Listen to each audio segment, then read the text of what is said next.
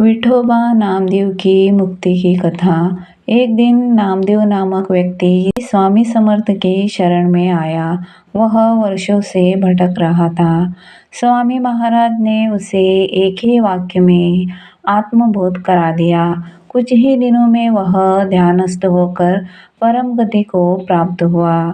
इस कथा से यही सीख मिलती है कि सच्चे गुरु की कृपा से जीवन का अंधकार पल में मिट सकता है। सांप का डर समाप्त हुआ। एक महिला रोज स्वामी समर्थ की कथा सुनती थी।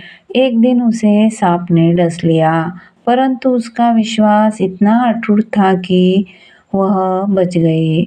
उसने कहा, जब स्वामी की कथा कानों में गूंज रही हो तब मृत्यु कैसे छू सकती है। इस कथा से ये सीख मिलती है कि स्वामी की कथा आत्मरक्षा की ढाल बन जाती है। वाणी का प्रभाव। एक व्यापारी की कथा। एक व्यापारी बर्बाद हो चुका था। किसी ने उसे स्वामी समर्थ की कथा सुनने की सलाह दी। जैसे जैसे उसने कथा में ध्यान लगाना शुरू किया, उसका व्यापार फिर से चलने लगा। स्वामी ने कहा, जहाँ विश्वास है वहाँ मेरा वास है। इस कथा से यही सीख मिलती है कि भक्त और गुरु के बीच विश्वास ही सब कुछ होता है। मृत बच्चा जीवित हुआ। एक महिला का बच्चा मर गया था। वह स्वामी समर्थ के चरणों में रोते हुए गई। स्वामी ने केवल जल छिड़का और बालक जीवित हो गया। इस कथा से ये सीख मिलती है कि जो कथा में शक्ति है वही स्वामी के नाम में है। भूत प्रेत से मुक्ति। एक गांव में हर रात डरावनी घटनाएं होती थी। जब गांव वालों ने स्वामी समर्थ की कथा श्रवण करना शुरू किया तो वातावरण शांत हो गया। एक महीने में पूरा गांव दिव्यता से भर गया। इस कथा से ये सीख मिलती है कि कथा न केवल व्यक्ति बल्कि स्थान को भी पवित्र करती है। ज्योतिषी की चुनौती। एक प्रसिद्ध ज्योतिषी स्वामी समर्थ के पास आया। उसने घमंड से कहा, मैं हर किसी की भविष्यवाणी कर सकता हूँ। स्वामी महाराज ने शांत स्वर में कहा, तो अपनी मृत्यु की तिथि भी बता दे।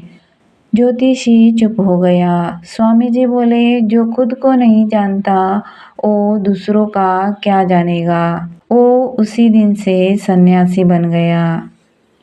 इस कथा से ये सीख मिलती है कि स्वामी महाराज आत्मज्ञान की जीती जागती मूर्ति है। बकरी और ब्रह्म ज्ञान। एक बार एक गरीब स्त्री जो बकरी चराती थी स्वामी महाराज के दर्शन को आई। वो बोली, महाराज मुझे कुछ ज्ञान दो। स्वामी ने मुस्कुराकर पूछा, बकरी कैसे चराती हो। वो स्त्री बोली, जहाँ हरी घास हो वहाँ ले जाती हूँ। स्वामी बोले, बस जीवन में जहाँ भक्ति हो वही मन ले जाओ, यही ब्रह्म ज्ञान है। इस कथा से ये सीख मिलती है कि स्वामी महाराज जटिल ज्ञान को भी सरलतम शब्दों में दे देते हैं। एक फूल की परीक्षा। एक भक्त रोज स्वामी को फूल चढ़ाता था। एक दिन वो बिना फूल लाया। स्वामी ने मुस्कुराते हुए कहा, अगर प्रेम का फूल हो तो बाहरी फूल की जरूरत नहीं है। भक्त की आंखों में आंसू आ गए। इस कथा से ये सीख मिलती है कि स्वामी को दिखावा नहीं बल्कि सच्ची भक्ति चाहिए। भूत का डर। एक युवक बहुत डरा हुआ स्वामी महाराज के पास आया। महाराज मेरे घर में भूत है।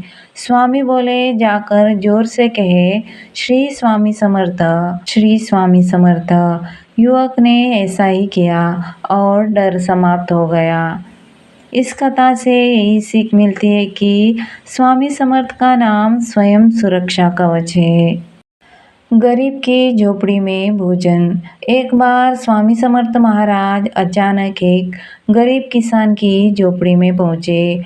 वो बोला, महाराज मेरे पास तो सिर्फ सूखी रोटी है।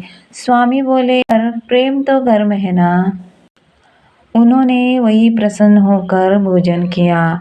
इस कथा से ये सीख मिलती है कि प्रेम से भरा अन्न प्रसाद बन जाता है।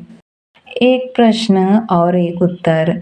एक पंडित जी ने पूछा, भगवान कहाँ है?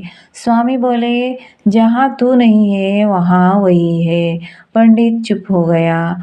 इस कथा से ये सीख मिलती है कि अहंकार के हटते ही ईश्वर प्रकट हो जाता है।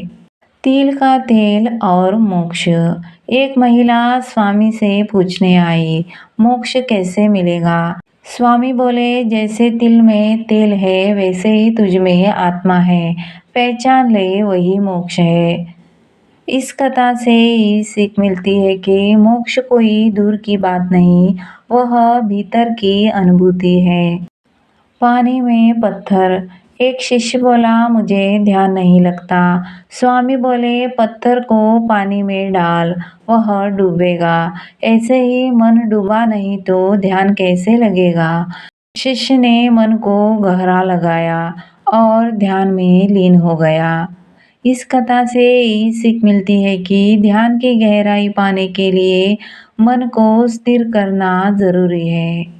अंतिम विचार। श्री स्वामी समर्थ महाराज की हर छोटी कथा में गहरी शिक्षा छुपी होती है।